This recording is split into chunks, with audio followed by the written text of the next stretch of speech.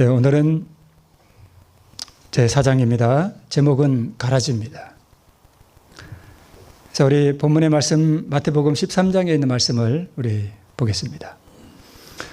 예수께서 그들 앞에 또 비유를 베풀어 가라사대 천국은 좋은 씨를 제 밭에 뿌린 사람과 같으니 사람들이 잘 때에 그 원수가 와서 곡식 가운데 가라지를 덧뿌리고 갔더니 싹이 나고 결실할 때에 가라지도 보이거늘 집주인의 종들이 와서 말하되 주여 밭에 좋은 씨를 심지 아니하였나이까? 그러면 가라지가 어디서 생겼나이까?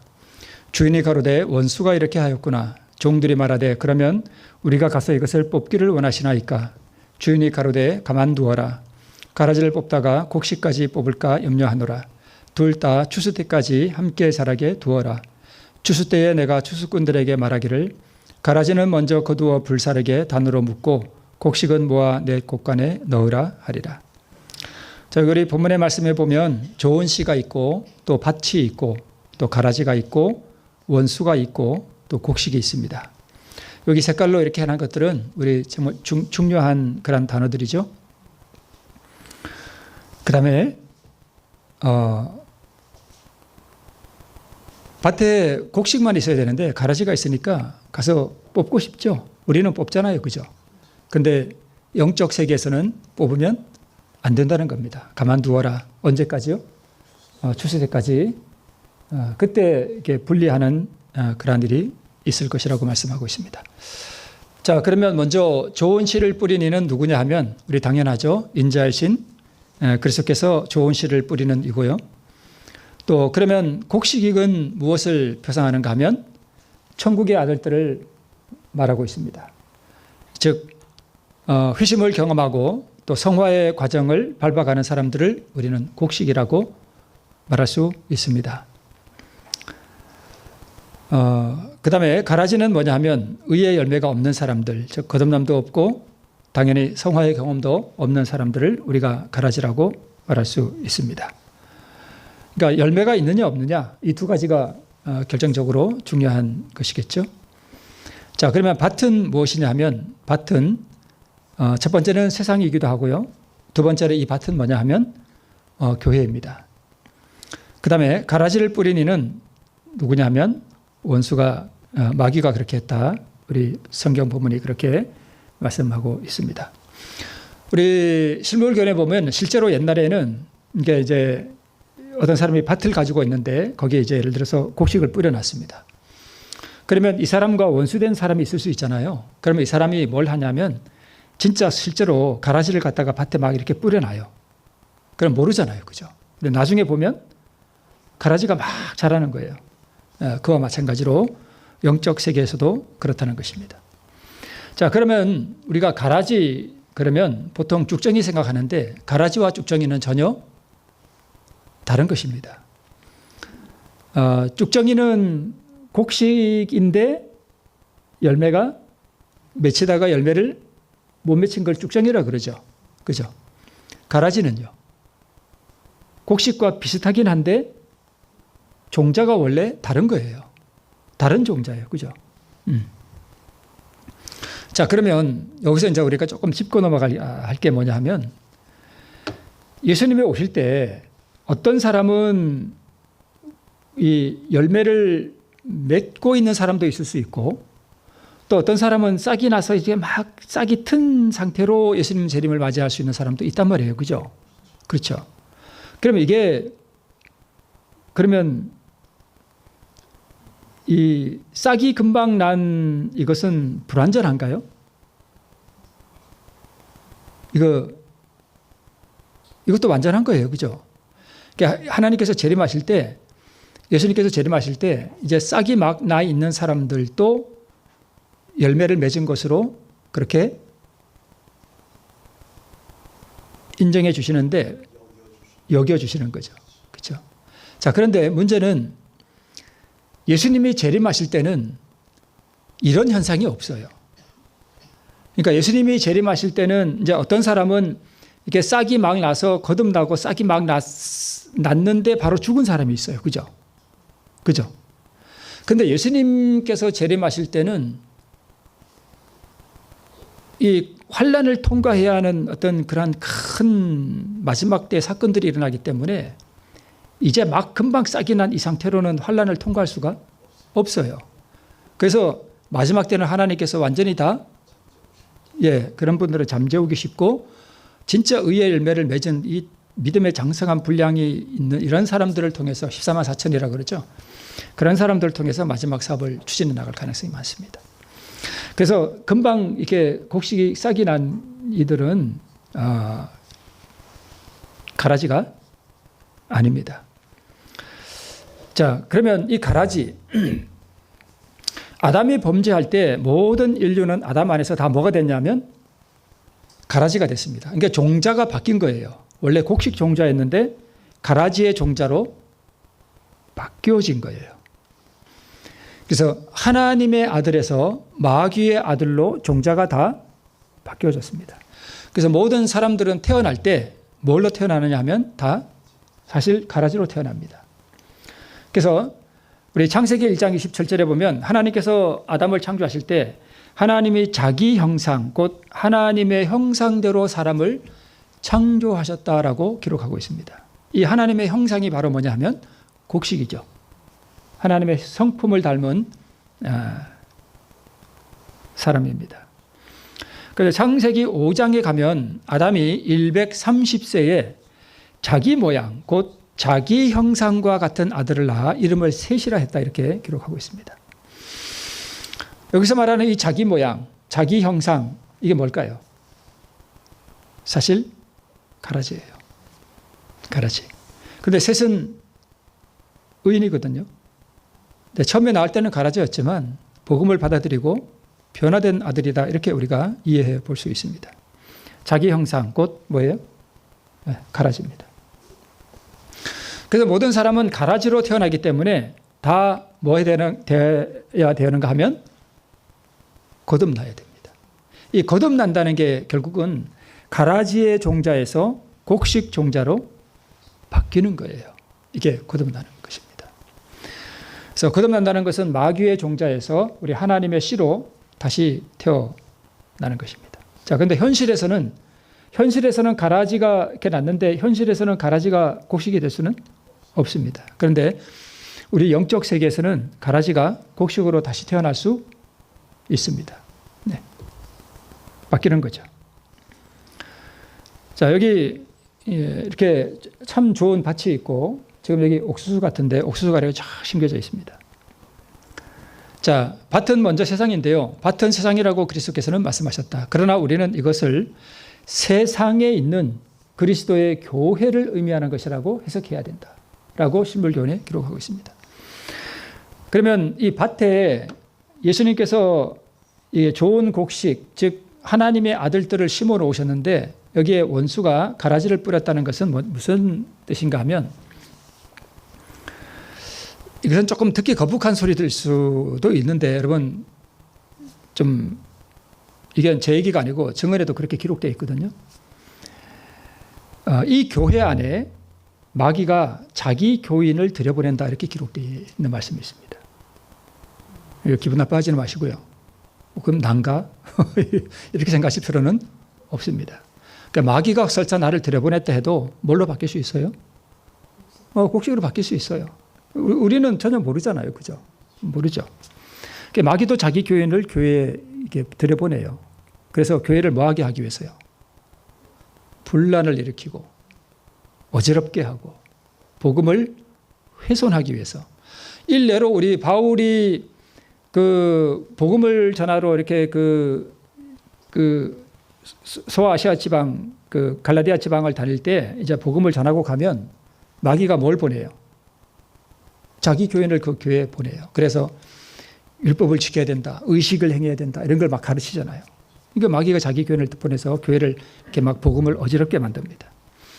자, 그래서 여기 지금 이 보이는 밭은 다 뭐만 있는가 하면 옥수수만 있잖아요. 근데 아무것도 잡초가 없잖아요. 그죠? 네. 근데 교회는 이렇지 않다는 것입니다. 교회는 항상 알곡이 있고 가라지도 항상 함께 있다는 것입니다. 그게 교회라는 것입니다.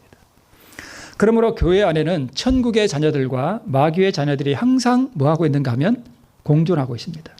그런데 우리 인간의 눈으로는 누가 누구인지 판단할 수 없습니다. 뭐 교회 목사님 그러면은 다 목사님이야 뭐 알곡이겠지. 아니에요. 네. 이건 제 얘기가 아니고요. 제가 목사를 비하해서도 아니고요. 우리가 증언의 말씀들을 이렇게 연구해 보면 마지막 때에 누가 멸망받아요? 목사들도 멸망받아요. 그래서 복음을 잘못 전한 목사들은 서 있을 때 뭐가 썩는가 하면 혀가 썩어 간다 그랬습니다. 그래서 우리가 누가 누군지 판단할 수 없고요. 또 우리가 교회 안에서 가장 어떻게 저 사람은 저럴 수 있을까? 저 사람도 교인일까 하는 그런 사람을 하나님께서는 인도하고 계시는 사람일 수도 있다는 거예요. 그러니까 인간이 그걸 판단할 수 없다는 것입니다. 그죠? 자, 여기 이제 실물견에도 이런 말씀이 있습니다. 사단은 교회 안에 그리스도를 믿는다고 공언하면서 그의 품성을 부정하는 사람들을 들여보내서 그들로 하나님께 욕을 돌리고 구원의 사업을 그릇 나타내며 영혼들을 위태롭게 만든다 하는 말씀이 실제로 여기 있습니다.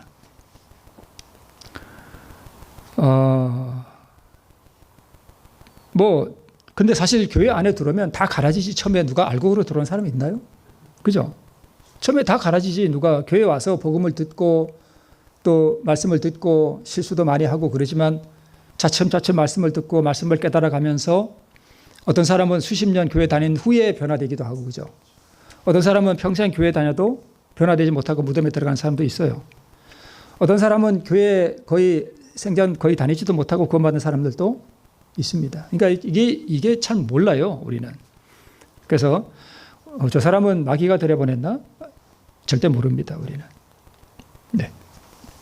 그래서 우리 천국에 관한 비유, 우리 6개의 비유, 거기 보면 이 알곡과 가라지를 나중에 분리해서 가라지는 불태우고 곡식은 창고에 모아드리는 것처럼 그물에 관한 이 비유에서도 그물이 배를 타고 나가서 그물로 고기를 이렇게 끌어들이면 좋은 고기, 못된 고기 다 걸려 올라오잖아요. 그죠? 그걸 어부가 모르잖아요. 어떻게 그물을 끌어올리는데 좋은 고기만 잡을 수 있나요? 나쁜 고기도 막 들어오고, 그죠? 불가사리도 올라오고, 막 올라오잖아요. 그 불가사리나 이런 거는 버리고 좋은 고기는 그래서 담고, 그렇게 한다고 우리 성경에 그렇게 기록되어 있지 않습니까? 자, 싸우고 있는 교회는 승리한 교회가 아니다. 알곡 사이에는 가라지가 있다. 복음의 그물은 좋은 고기만이 아니고 좋지 않은 고기도 끌어올린다. 그래서 이 세상에서는 완전히 곡식으로만 이루어진 교회는 있을 수 없습니다. 우리 재림교회에 지금 교회가 거의 한 1000개가 되거든요. 5개 합회에 1000개 좀 안 되는가? 그렇습니다.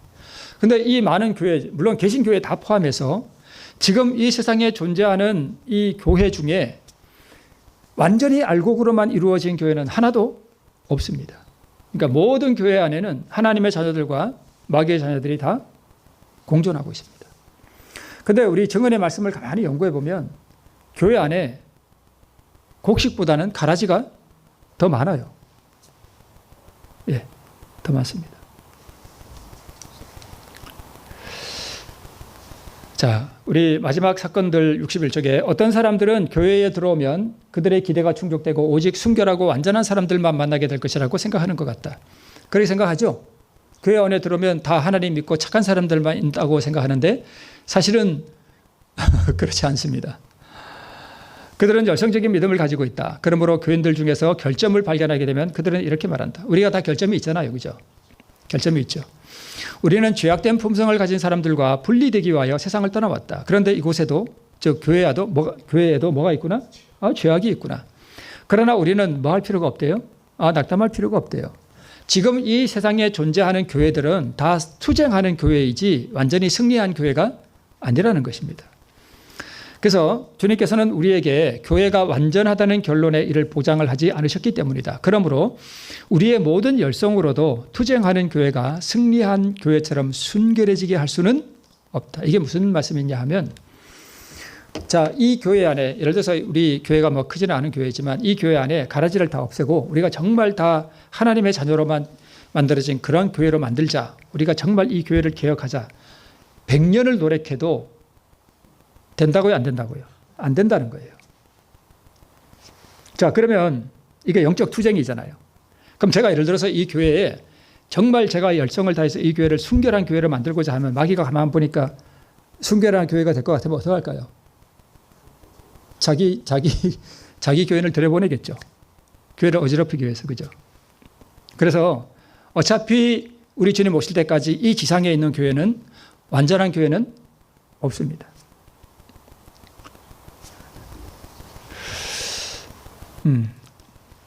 그래서 곡식과 가라지가 땅속에서 뿌리가 서로 이렇게 얽히죠. 그래서 하나님의 자녀와 마귀의 자녀가 혈연과 지연과 이해관계 등으로 복잡한 인간관계로 다 뭐해 있어요? 얽혀 있어요. 그죠?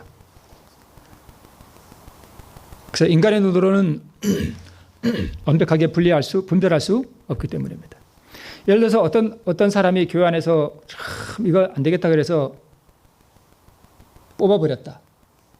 그러면 이 사람의 딸이 있을 수도 있고 교회 안에 그죠? 가족이 있을 수 있잖아요. 그럼 이 가족이 어떻게 생각하겠어요? 그래서 우리가 그렇게 하면 안 된다는 것입니다. 인간에게 분별하고 그것을 제거하는 일을 맡기지 않으셨기 때문입니다. 물론 교회 안에 정말 큰 도덕적인 죄를 범하거나 이러면 교회가 결의에 의해서 출교 조치는 할 수 있습니다. 네. 자, 자칫 하나님의 인도함을 받는 일을 쫓아내므로 큰 실수를 할 수도 있습니다. 우리 중에 좀 실수하고 그런 게 있을 수 있어요. 그런데 그런 사람들도 하나님의 인도함을 받고 하나님께서 그 사람을 깎아내기 위해서 이렇게 인도하시고 교훈하시는 그러한 사람을 우리가 자칫 나쁜 사람으로 교회 안에서 몰아낼 수도 있다는 것입니다. 그래서 교회 안에는 아나니아와 삽비라와 같은 사람도 있고 그래서 함께 자라게 두어야 하고 세상 끝날까지 가라리는 함께 있을 것입니다. 이것이 하나님께서 루스벨을 바로 멸하지 않으신 이유입니다. 루스벨이 하늘의 존재들을 타락시킬 때 하늘의 존재들은 이 루스벨의 본성을 잘 몰랐습니다. 그래서 하나님께서 사단을 반역하고 난 다음에 바로 그냥 딱 멸해버리셨으면 하늘의 모든 지적 존재들이 하나님을 어떻게 보는가 하면 두려움으로, 공포로, 조금만 잘못하면 그냥 처단해버리는 이런 하나님으로 오해한단 말이에요. 그래서 루스벨의 마음속에 있는 악의 본성이 완전히 드러나도록 그의 본성이 온천에 드러나도록 이 악이 자랄 수 있는 기회를 주신 거죠. 자, 여기 가라지의 씨가 자라고 곡식 씨가 자라는데 우리의 눈에는 이것이 비슷해서 구분이 안 된단 말이에요. 그죠? 근데 이걸 바로 제거해버리면 안 되죠. 그래서 이 씨가 완전히 자라서 이 열매가 어떤 열매를 맺었는가를 온 우주 앞에 다 본 다음에 그때 하나님께서 이 가라지를 멸하신다고 이렇게 우리가 알고 있습니다. 그래서 사실 이 땅의 고난과 슬픔과 참 잔인한 일들과 이런 모든 일들이 참 많아요. 그죠? 살인사건 이런 참 불행한 일들이 많은데 우리가 그러면 하나님께서 왜 이런 것들을 일어나도록 그냥 허락하실까? 이게 이 땅에서 이 악이 얼마나 가증하고 더럽고 잔인하고 사람을 고통스럽게 하는지를 사람들이 다 오히려 깊게 이해를 해야 나중에 하늘에 가서도 뭘 하지 않을까요? 범죄하지 않습니다. 죄가 얼마나 가증한 것인지. 네. 그래서 이제 전에도 이런 표현을 말씀드렸습니다만은 이 애기들이 뜨거운 냄비 식탁에 있는 거 자꾸 만지려고 그러죠. 근데 이 자꾸 못 만지게 하는 방법 딱 하나 있습니다. 그죠? 살짝 갖다 대면 돼요. 살짝 갖다 대면 돼요. 그다음부터 두 번 다시 안 만집니다. 그러니까 죄에 뒤어본 거죠. 우리가 다 죄에 뒤어보고 온 우주는 간접적으로 죄가 얼마나 나쁜 것인지를 다 본 다음에 그리고 그에 반해서 하나님의 은혜와 그분의 희생이 얼마나 가치 있는 것인지 그분이 어떤 희생을 하셨는지 이런 것들을 다 본 다음에 두 번 다시 이 우주에 죄가 없습니다. 네. 그래서 예수님은 유다를 오래 참으셨고 예수님은 이 유다를 곡식으로 만들고자 노력하셨으나 실패하셨습니다. 그러니까 하나님도 못하시는 게 있어요. 네, 하나님도 못하시는 게. 그래서 교회의 신조에 따르지 않고 믿음의 신조가 다르다고 인간이 심판자로 행세했던 역사가 있는데 그게 바로 중세 암흑기입니다. 네. 감옥에 보내고 단두대에서 처형하고 고문하고 사형하고 하는 이런 일들이 있었습니다. 이제 추수 때에 하나님께서 이 둘을 분리시키실 것인데 그래서 운명을 결정하는 것은 뭐냐면 품성이다라고 우리 신물권이 기록하고 있습니다. 이 품성이 곧 곡식이죠. 자, 너희가 돌아와서 의인과 악인이며 하나님을 섬기는 자와 섬기지 아니하는 자를 분별하리라. 자, 그런데 그러면 우리가 가라지였다가 거듭나서 곡식이 되는데 이게 참 묘한 게 뭐냐면 완전히 100% 내가 곡식이 되느냐 그게 아니라는 거예요. 이게 이 가라지와 곡식 비유로는 설명할 수 없는 뭔가가 지금 있습니다. 자, 우리가 가라지였다가 곡식으로 변화되었지만 내 안에 무엇이 남아 있는가 하면 가라지의 유전자가 남아 있어요.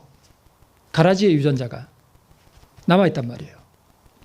그래서 이 가라지가 다시 씨를 맺지 못하도록 끊임없는 뭐가 필요하냐면 굴복이 필요해요.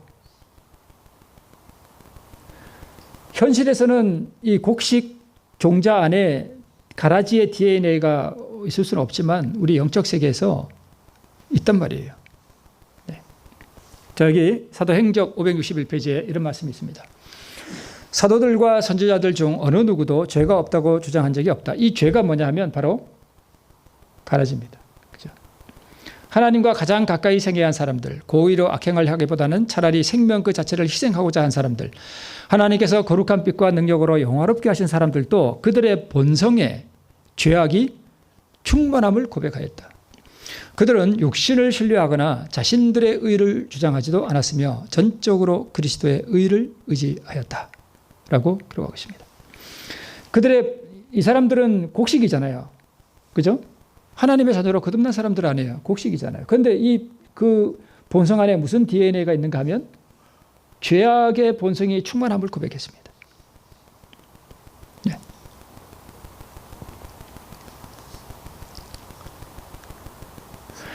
그리스도를 바라보는 사람들은 모두 그와 같을 것이다. 우리가 예수께 더욱 가까이 가면 갈수록 그분의 품성의 순결을 더욱 분명히 알면 알수록 우리는 더욱더 죄의 극악함을 알게 되고 자신들을 높일 마음이 더욱더 적어질 것이다.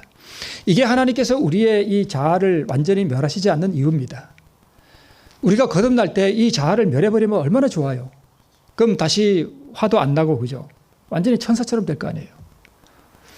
근데 하나님께서 이걸 멸하시지 않는 이유는 이 땅에 사는 동안에는 마귀가 통치하는 세상이기 때문에 이 죄의 극악함을 알게 되면 될수록 점점 나는 어떻게 될까요?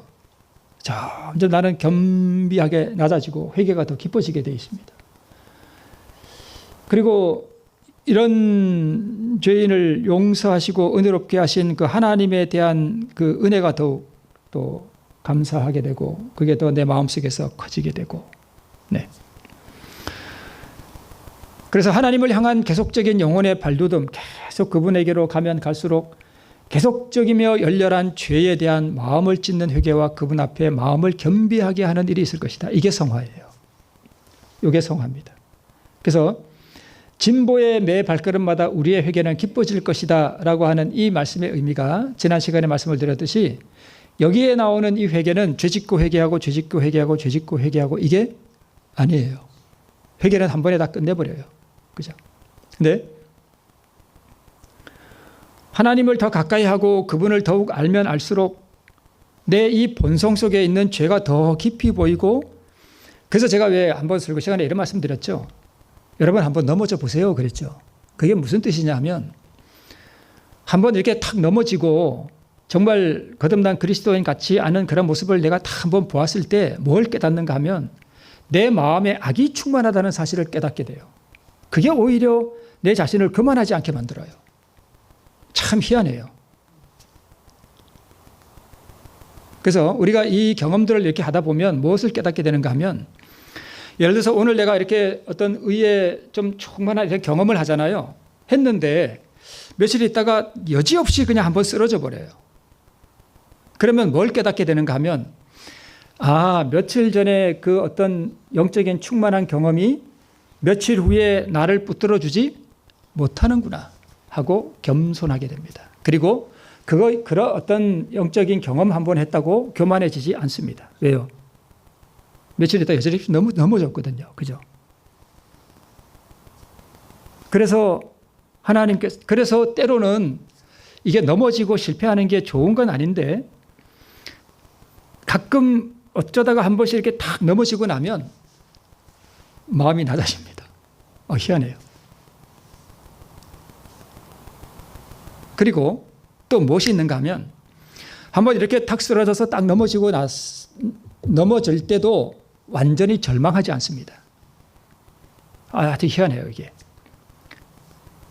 왜냐하면 내가 쓰러지고 이게 한번 실패한 것이 고의적인 범죄가 아니고 어떤 나의 연약함 때문에 쓰러졌다는 사실을 내가 알게 되고 이 쓰러진 데서 절망하지 않고 어떤 면에서 좀 쿨하게 넘기고 다시 그 은혜의 경험을 새롭게 하잖아요. 그러면 그다음부터는 이렇게 죄 짓지 않으려고 막 그런 발버둥 치지 않습니다. 죄 짓지 않으려고 발버둥 치는 사람은 의를 모르는 사람이에요. 그래서 정말 하나님의 은혜를 아는 사람들은 죄를 안 지으려고 막 발버둥 치는 게 아니라 예수님을 더 알기 위해서 그분을 더 알기 위해서 그분과 더 가까이 교제하기 위해서 예수님께로 더 가려고 그러지 죄 안 지려고 막 이렇게 발버둥 치지 않습니다. 어떤 면에서 죄를 좀 이렇게 쿨하게 생각하는 그런 면이 있습니다. 이런 부분들을 우리가 좀 이런 경험들을 이렇게 해 나가면서 자기 스스로 이렇게 터득하게 됩니다. 그래서 우리가 예수님을 더 알면 알수록 우리가 마음을 참 찢는 회개를 하게 되고 또 예수님을 더 알면 알수록 내 마음속에 있는 이 죄된 본성 때문에 더 겸비하게 되고 하는 이런 것들이 바로 회개가 깊어진다 하는 의미로 우리가 이해해 볼 수 있습니다. 그래서 성화의 경험 가운데서 회개가 깊어진다는 것은 하나님의 영광 앞에서 즉 그분의 그 품성, 그분의 아름다우심 앞에서 내가 참 무가치하다는 것과 이 무가치한 죄인을 향한 그분의 은혜가 참 이게 너무나 거리가 멀다는 게 깊이 느껴지고 그래서 죄의식이 깊어지며 용서하시는 은총의 깊이를 더 알아가는 것 이것이 바로 성화의 경험 가운데 우리에게 이르러오는 것입니다. 그래서 알곡이 됐다고 해서 막 마냥 우리가 무슨 황홀경을 걸어가는 게 절대 아닙니다. 네. 자, 죄를 미워하고 죄에서 떠났지만 과거에 자기가 지은 죄의식과 자신의 본성에서 올라오는 이 죄성으로 인해서 회개하는 거예요. 네. 이제 이러한 일들을 통해서 하나님 앞에 참 이 회개의 경험을 해본 분들은 이게 자기 얘기가 됩니다. 네. 자, 알곡은 예수 그리스도의 품성을 의미하고 이것이 그리스도의 의고요. 사랑과 생명과 빛이고 또 내가 만드는 알곡이 아니라 주님께 받은 그분의 알곡을 내가 잘 지키는 것입니다. 이게 알곡의 의미입니다. 잃어버리지 않게. 씨를 뿌렸는데 씨가 이렇게 싹이 났는데 이게 덤불이 가리면 안 되잖아요. 그죠? 그래서 내가 끊임없이 세상의 어떤 염려나 이런 것들이 나를 지식시키지 않도록 끊임없이 그리스도를 바라보고 끊임없이 그리스도를 추구하고 묵상하고 하는 것들은 나의 노력이 필요하다는 것입니다. 그게 잘 지키는 것이죠. 그래서 그리스도의 품성이 그분의 백성들 속에 완전하게 재현될 때에 그분은 뭘 찾으러 오신대요? 누구 거냐? 예수님 거예요. 그러니까 이게 예수님, 이게 당신의 것을 찾으시려고 이 땅에 강림하신다는 게 이게 무슨 뜻일까요? 이게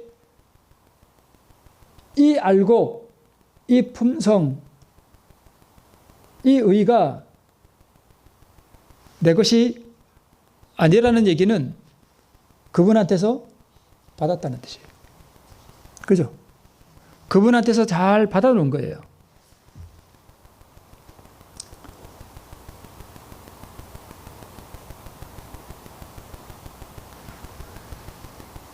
집사님, 아들이 있죠? 이름이 뭔가요? 정렬. 앞에는 임장년. 네. 왜 임시로 지었어요? 시가 임시가. 씨가 임시니까. 그죠? 그렇죠. 누구 씨예요? 우리 마음에 그분의 품성이 들어오면 그 알고 계신 누구 씨예요? 예수님 씨예요. 그럼 그 내 거예요? 예수님 거예요? 그 예수님 거예요. 그죠? 내가 만들어낸 품성이 아니라고요. 이 한 문장 속에 예수님이 우리의 의가 되신다는 그게 여기 숨어 있잖아요. 그죠? 네. 숨어 있잖아요. 그러니까 내가 뭘 잘하고 내가 율법을 잘 지켜서 되는 게 아니라 그분 걸 나는 뭐 하면 된다고요? 받으면 된다는 거예요. 그죠? 네.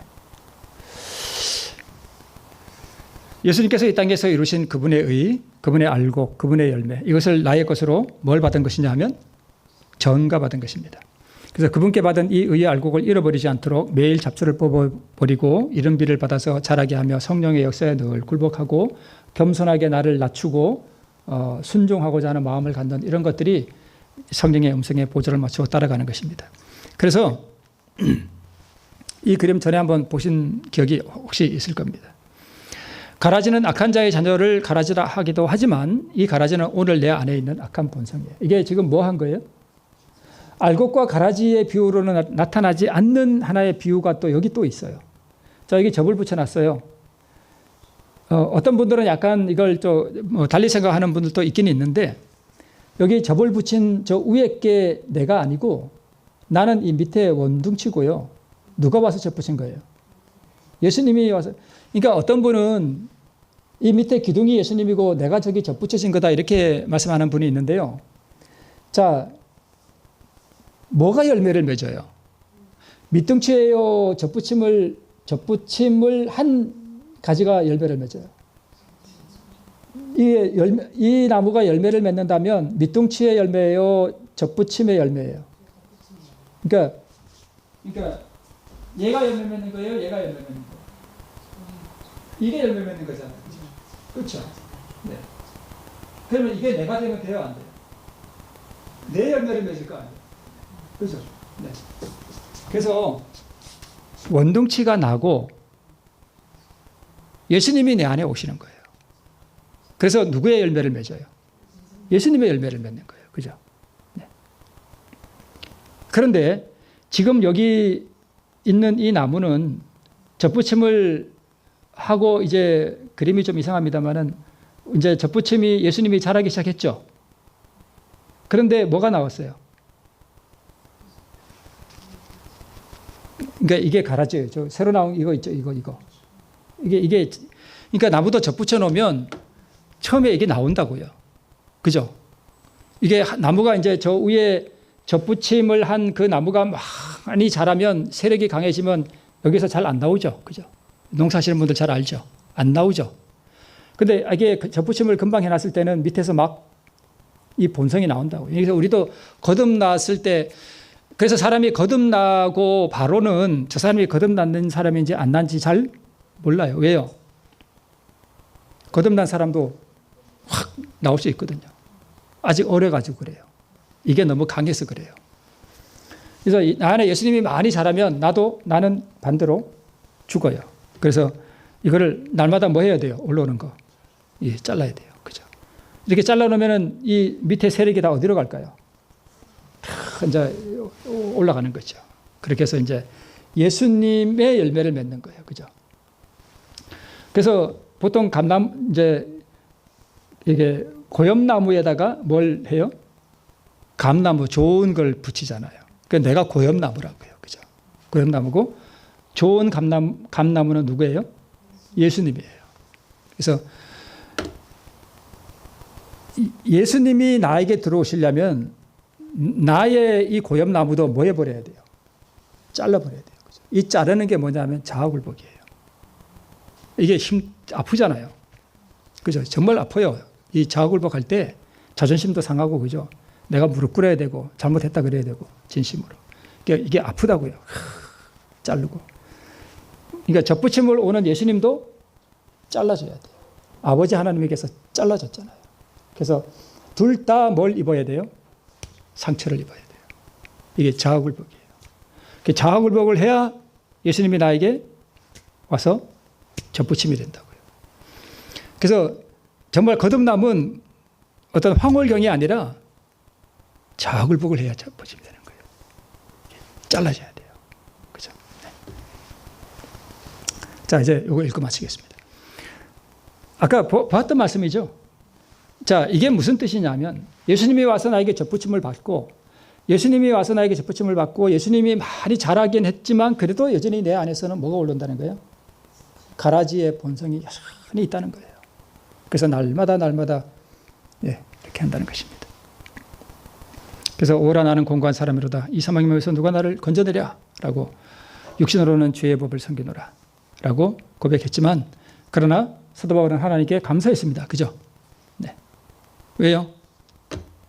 그분이 그러니까 올라오는 나를 잘라내는 나는 날마다 죽노라 하는 것은 했지만 나를 지키시고 나를 이끌어 가시는 분은 성령 하나님이시고 그죠? 예, 그렇게 되기 때문에 감사할 수 있었습니다. 자, 오늘 이 교회 안에는 알곡과 가라지가 같이 있습니다. 우리는 모릅니다. 그러나 우리가 처음부터 알곡인 사람은 없습니다. 그러니까 가라지로 다 들어왔지만 하나님께서 우리를 변화시켜서 우리가 다 알곡으로 변화되지만 또 날마다 우리는 우리 안에서 올라오는 가라지를 날마다 제거함으로 우리 충실한 알곡을 맺는 또 우리 모든 성도님 되시길 바라면서 말씀 마치겠습니다. 네.